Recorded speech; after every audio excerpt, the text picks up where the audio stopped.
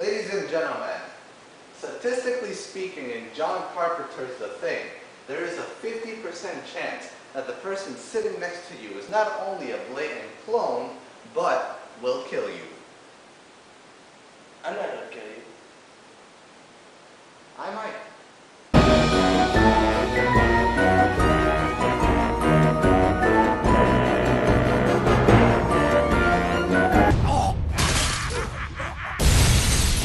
I set a trap, and you sprang it gloriously.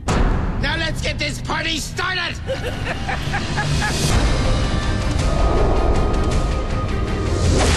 There's no escape, Joker. I don't want to escape. I'm having way too much fun.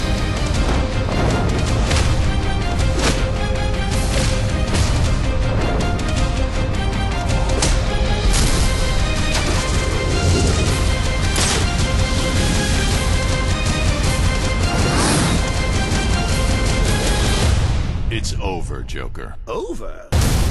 Why, my dear delusional Dark Knight, it hasn't even begun. Hi, my name is Spidey. And this is Jigsaw. And welcome to the dual video game review show, L.O.G, or better known as Lords of Gaming. And today we will be reviewing Batman Arkham Asylum. For the Xbox 360, PlayStation 3, and Microsoft Windows. They get it on the 15th and 18th of September. We're filming this on the 12th, so... Oh gosh, if you want to get technical with it. Alright, this game was made by Eidos Interactive and Warner Brothers Interactive Entertainment. First impression? I liked it. I've played a good deal of it. I haven't played the entire game, but then that's why you're here. The game revolves around Batman, and the basic story is that he gets trapped in Arkham Asylum while bringing back the Joker from a heist or some event that he did.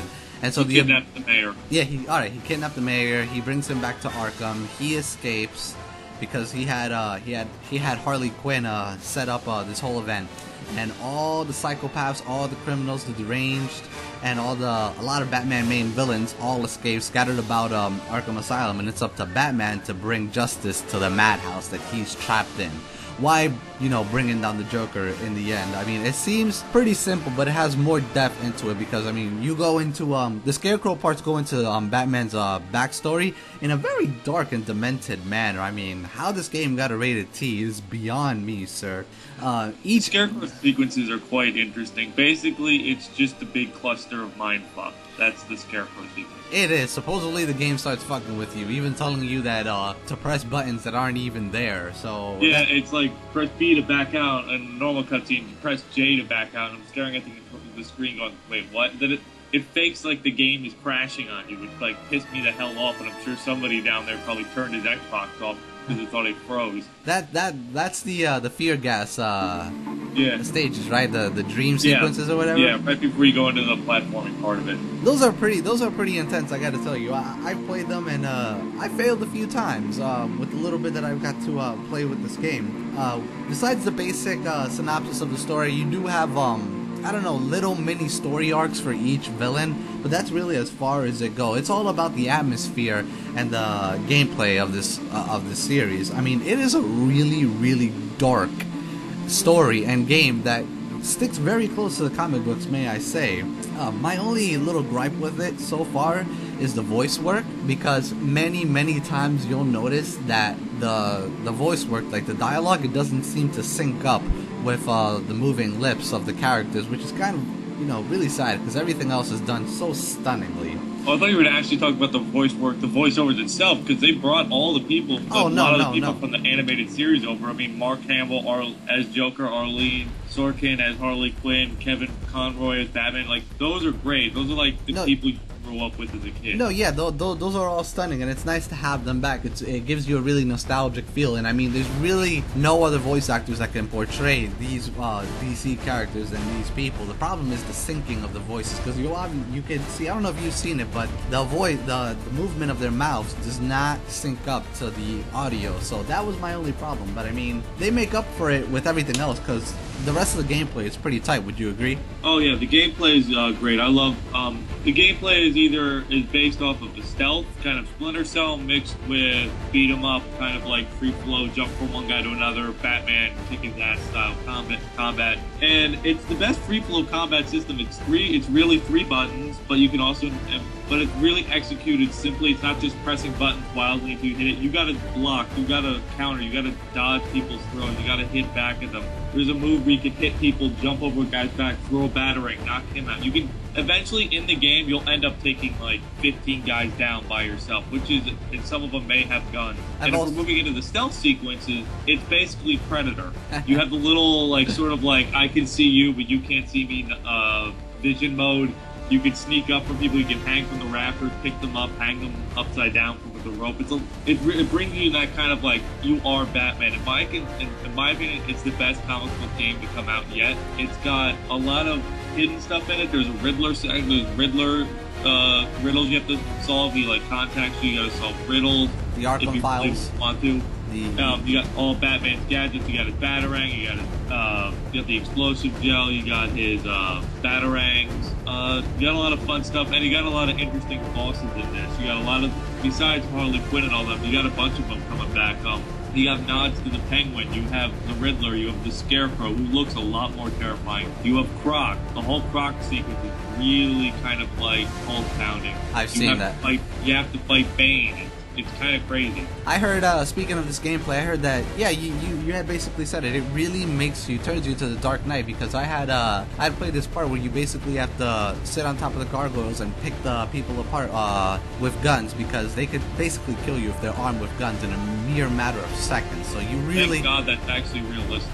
You have to be basically the knight, and as you stalk them, they actually become fearful and scared, and they have like, I don't know, when you put detective mode on, you can see their adrenaline, how nervous they are. It has like a status mode, and I mean, through their perspective and the overall gameplay, it really seems like this dark creature, this dark menacing creature of the night is really taking these guys one by one from the darkness, and they completely don't know what's going on, and you are literally the knight. You are fear. You are what Batman is supposed to be. So I find it to be really cool, because from the perspective of the villains, it's just like three of them are in a room, and then all of a sudden this like shroud of darkness comes out of nowhere, and then one of your friends are gone. So oh yeah, I'm not sure if they did it in that game, but there's a lot of humor in this game too, to go with the dark. Mark Hamill doing the Joker, when you're in these kind of rooms, he'll make jokes like about how bad you are, screen. Like how bad his guards are. He'll be like, "Weren't there two of you? What's going on down there?" On the TV screens, yeah, that's pretty humorous. Speaking of that, I really thought the graphics, it's freaking ridiculous, especially on something like 360. I mean, it is a beautiful game. Arkham is huge. I mean, it's really, really big. Everything is detailed. May I also add, there is no loading at all in this game. No. Which surprised the hell out of me. I thought it was going to be every time you go to a new section, you're going to load up a game, it's going to break the page. There is no loading at all. Listen to me, people. No loading screens. Nothing. Absolutely. This game is ridiculous. It's better than like an expansion for not loading. It's better than Grand Theft Auto. At least when you go into certain buildings, you kind of have to load. You got that little black screen. Nothing. You are basically, it's one big ass map, and you got everywhere in the world you can explore it. Especially in the dream sequences with Scarecrow, it's constantly always changing. Your environment looks like hell, and it just moves seamlessly, perfect.